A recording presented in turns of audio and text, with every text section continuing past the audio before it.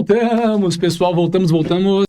Estamos aí no nosso segundo bloco da aula de hoje, da primeira aula de revisão de processo penal. E agora vamos falar um pouquinho sobre o início do inquérito policial, né? Como é que o inquérito policial inicia? Bom, o primeiro elemento que a gente tem aqui desse início é que o início do inquérito policial ele vai depender da ação penal. E aí te liga só, o que acontece? A ação penal é o meio pelo qual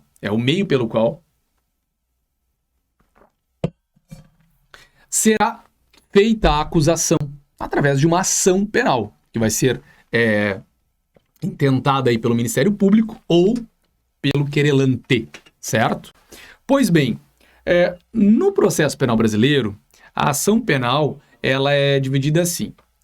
A regra no processo penal brasileiro é que os crimes se processem de acordo com a ação penal pública incondicionada. O que isso quer dizer?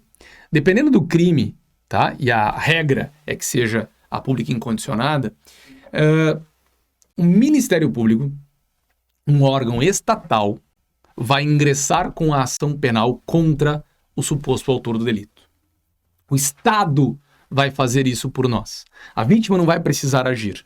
O Estado vai fazer isso por nós, certo? Pois bem, ela é incondicionada porque o Ministério Público não precisa de nenhuma condição.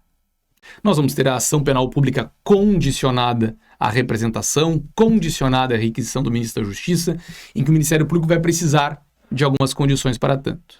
Nós também temos a ação penal privada, e aí nós vamos ter alguns tipos de ação penal privada, que é aquela ação penal que, quando for o caso, estará expressamente previsto, que a própria vítima vai ter que ingressar com a ação contra o suposto autor do delito. Por que isso é importante aqui no inquérito? Porque a forma de início do inquérito vai depender de que tipo de crime nós estamos falando. Qual é o tipo de ação penal futura que será o caso daquele crime ali. Então, tem interligação aqui. Dependendo se for um crime de ação penal pública, como é o caso do homicídio, o inquérito pode começar de um jeito. Se for um crime de ação penal privada, como é o caso da injúria, o inquérito só pode começar de outro jeito. Perfeito? Então, o que a gente passa a ver agora, pessoal? Vamos botar aqui. Opa! A gente passa a ver as ações penais. O que eu vou fazer aqui? Eu vou explicar as ações penais para vocês, tá? Para que eu possa dar mais lógica a como é que acontece esse início do inquérito policial aqui, certo? Então, a ação penal aqui vai ser o meio através do qual nós vamos pedir no Poder Judiciário. O Ministério Público, que é o acusador do Estado, ou a própria vítima em determinados crimes, vai ser ela quem vai acusar a sua vítima, né? O seu autor do crime, né? O seu algoz, digamos assim. Buenas. Bora lá, ó. A ação penal divide-se em pública e privada. Pública e privada. Pública vai ser aquela em que o Ministério Público vai ser o seu titular. O Ministério Público que é um órgão estatal criado no processo penal fundamentalmente para isso, para ser o acusador, certo? E a ação penal privada, que quem vai ingressar com a ação contra o réu é a própria vítima. A ação penal pública, ela se divide em incondicionada, condicionada à representação e condicionada à requisição do Ministro da Justiça.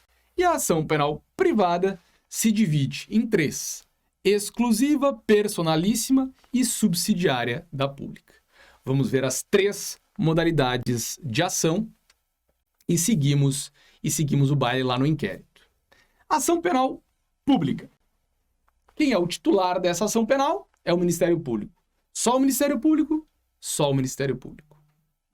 Ela vai, como eu já disse, ser incondicionada, condicionada à representação ou condicionada à requisição do Ministro da Justiça. Vamos começar com a incondicionada, que é a regra no processo penal brasileiro. Sempre que a legislação não dispor em contrário, a ação penal será pública e incondicionada. Olha a importância disso, porque o Estado está nos garantindo: ei, cidadão, você foi vítima, você foi vitimado nesse processo, cidadão. Nesse caso, Pois bem, o Estado vai processar esse indivíduo por ti, para te dar segurança, para dar eficiência, para te dar proteção, e porque resolver crimes é do interesse da sociedade como um todo, é do interesse público, certo? Por isso é a regra. Por isso nós temos a ação penal pública incondicionada como regra. E ela é incondicionada porque não vai nem interessar para nós a vontade da vítima. Sabe aquela história? Ela, não, tira lá a ocorrência que tu fez, tira lá essa acusação. A vítima, quando nós estivermos falando de crime de ação penal pública incondicionada, ela não tem direito. Ela não vai interferir aqui nesse jogo. Certo, pessoal? Pois, buenos. Seguimos o nosso baile aqui. Princípios da ação penal pública incondicionada. Primeiro, o princípio da oficialidade. Ela é promovida pelo órgão estatal. Já falei sobre isso. Segundo, é o princípio da obrigatoriedade. Ou seja, existindo materialidade e indícios de autoria, o Ministério Público precisa oferecer a denúncia. Denúncia é a petição inicial das ações penais públicas. O Ministério Público vai arrazoar lá na denúncia. Petição inicial da ação penal pública. Pois bem, o Ministério Público se depara com um caso em que ele vê ali materialidade de um crime. O crime aconteceu. Indícios de autoria. Realmente tudo leva a crer que foi o Eduardo. Tem que oferecer a denúncia. Oferecer a denúncia é ingressar com a ação penal. Certo? Por isso que em alguns casos eu vejo as pessoas se revoltando assim. Que absurdo! O promotor ofereceu denúncia contra aquele cara. Pô, o cara matou o vagabundo que entrou na casa dele. Que absurdo esse promotor. O promotor não é juiz, pessoal. Promotor não é juiz. Eu vejo muitos advogados, criminalistas como eu, colegas, né, que às vezes dizem isso. Que absurdo esse promotor ingressando com ação penal aí. O promotor não é juiz. O promotor sempre tem que pensar que ele tem que proteger a sociedade. E no caso dele, ele tem a função de pensar que, para ele proteger a sociedade, ele tem que ingressar com a ação. Por quê? Porque lá no processo nós vamos apurar tudo nos mínimos detalhes. E o juiz vai julgar se eu tenho um culpado ou um inocente. E não ele, promotor. Imaginem só se não houvesse o princípio da obrigatoriedade. Aí o promotor, ele ia decidir sozinho na sala dele. Não, esse caso aqui eu acho que o cara matou vagabundo. Não, esse aqui eu acho que... esse aqui o cara... foi pouca coisa que ele pegou, coitado desse cara. O cara tem família, cara pobre, humilde, não. Imaginem só a M que ia dar se os promotores tivessem esse poder. Então é pro bem do Estado que o promotor, muitas vezes, ele é vida louca. É pro bem do Estado que o promotor, ele vai ingressar com a ação penal, tendo a eventual dúvida. Porque lá em juízo, o juiz, e ele passa num concurso e tem essa função específica, ele, juiz, se ele tiver dúvidas, ele vai absolver. Não é o caso do promotor. E aqui o princípio da obrigatoriedade vem muito nesta onda. Então a gente vê, às vezes, casos de promotores que nos dizem... internamente, eu denunciei com dor no coração, eu acho que esse cara não merecia ser condenado, mas bom, isso quem vai ter que decidir é o juiz. Paciência, é assim, pessoal. É claro que nós temos exceções no ordenamento jurídico brasileiro, certo? Nós temos exceções, institutos, em que acabam dando a possibilidade de o Ministério Público não oferecer a denúncia, mesmo tendo prova da materialidade e indícios de autoria. Mesmo assim, o Ministério Público pode, em alguns casos, não oferecer a denúncia. Eu trouxe aqui para vocês, depois vocês podem dar uma olhada lá na legislação, o caso da transação penal, que é o caso lá do GCRIM, o caso do termo de ajustamento de conduta, que tem a ver com a ação civil pública, parcelamento tributário, né, os crimes contra a ordem tributária, entre outros, acordo de leniência, que tem a ver com as empresas, né, as sociedades, as pessoas jurídicas, colaboração premiada, né, vocês sabem bem, ouviram falar bastante da colaboração premiada nos casos da Lava Jato, e o acordo de não persecução penal, que é uma novidade no ordenamento jurídico brasileiro, nasceu aí em lei lá no pacote anticrime, a Lei 3964 de 2019, e antes ele existia em algumas portarias apenas do Ministério Público, em resoluções, perdão, do Ministério Público, e ele é um acordo entre o Ministério Público e o acusado, o futuro acusado, né, e o investigado, em que esse investigado confessa lá o crime, e faça um acordo para não ter processo penal. Bom, nesses casos, como vejam, todos esses institutos vão possibilitar que não haja processo penal, que não haja o oferecimento da denúncia. Bom, mas e eu falei há pouco que a denúncia era obrigatória. Esses institutos são meio malucos. Não, eles são exceções. Exceções pontuadas, previstas em lei, certo? Sobre momentos em que o promotor não será obrigado a oferecer a denúncia, mas ele não é obrigado a oferecer a denúncia desde que o caso se encaixe em um desses requisitos aqui, certo? Então não é a Bangu assim, vai lá, era isso. Não é assim. Princípio da indisponibilidade. Uma vez oferecida a denúncia pelo Ministério Público, ele não pode desistir dela. Uma vez iniciada a ação penal, o Ministério Público não pode desistir dela. Isso acontece também na questão dos recursos. Nós vamos ver lá depois em recursos que o Ministério Público ele não é obrigado a recorrer. Houve uma decisão, houve uma sentença, o Ministério Público não é obrigado a recorrer.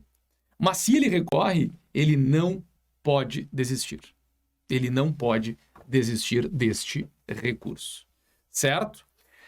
Claro, temos uma exceção aqui, maravilha, que é a suspensão condicional do processo.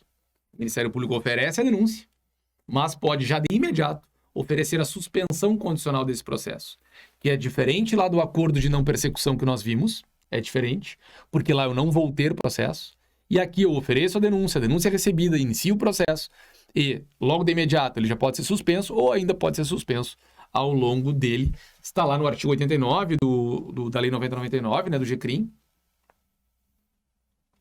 mas é aplicável a todos os casos, tá? Não é aplicável só ao procedimento comum sumaríssimo. Ação pública, ação penal pública condicionada à representação da vítima. Pessoal, aqui vejam, quem ingressa com a ação penal é o Ministério Público, tá? Mas a vítima detém poderes. O Ministério Público só vai poder ingressar com a ação penal caso a vítima represente. O que é a representação? É a manifestação do desejo de que haja aqui o processo penal.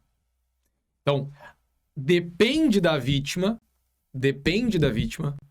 que essa ação penal possa ir para frente. Ela pode ter a forma escrita, mas pode ser feita oralmente. Normalmente, ela, quando for feita oralmente, vai ser redigida a termo, claro, para nós comprovarmos que ela realmente aconteceu. Quando nós oferecemos a denúncia, quando o Ministério Público ofereceu a denúncia, depois da representação, ela já não pode ser mais retratável, perdão. A vítima representa a sua vontade de que haja ação penal. Depois ela, meu Deus, não quero mais. Ela pode se retratar? Pode. Mas o Ministério Público já ofereceu a denúncia. Então, não pode mais. Quanto tempo tem a vítima para representar? Ora, pessoal, a vítima tem até 6 meses. 6 meses depois que toma ciência do fato para representar. Muito importante aqui. Ela não precisa representar na hora, certo? Há um prazo bem razoável aqui para ela fazer isso. Desde o advento do pacote anticrime, é o caso do estelionato, por exemplo. O estelionato, via de regra, agora, ele é de ação penal pública condicionada à representação. Portanto, a vítima vai ter que representar para que haja ação penal. Pessoal, o que nós vamos fazer aqui? Opa, eu tirei do material, peraí, desculpem. Volta aqui, perdoe-me. Eu olhei para a tela e não vi o material. Essa representação, ela pode ser feita não só pela vítima. Na falta da vítima, seja porque a vítima morreu, seja porque a vítima teve algum problema mental, já não pode manifestar mais as suas vontades, a representação pode ser feita pelo CAD, cônjuge, ascendente, descendente ou irmão. Então vejam que a representação não é um exercício aqui exclusivo da vítima. Claro, ela que tem aqui a prioridade. Então, vítima viva, Vítima bem, é ela que vai dizer sim ou não. É ela que vai representar. Vítima morta, vítima com problema sem poder se manifestar. Aí é que nós vamos ter o cônjuge ascendente, descendente ou irmão. Tá bom? Para encerrar, buenas. O Ministério Público não fica obrigado a oferecer a denúncia em caso de representação. Você representa, a vítima está só manifestando a sua vontade. Só manifestando a sua vontade. Isso não quer dizer mais nada. Não é uma obrigação do Ministério Público. O Ministério Público só vai ter obrigação de oferecer a denúncia se tiver prova da materialidade e indícios suficientes de autoria. Agora sim, encerramos o bloco aqui. Certo, pessoal? Ficamos por aqui e voltamos no terceiro bloco. Abraço. A ação penal pública condicionada à requisição do ministro da Justiça. Pessoal, essa é uma ação penal bem peculiar,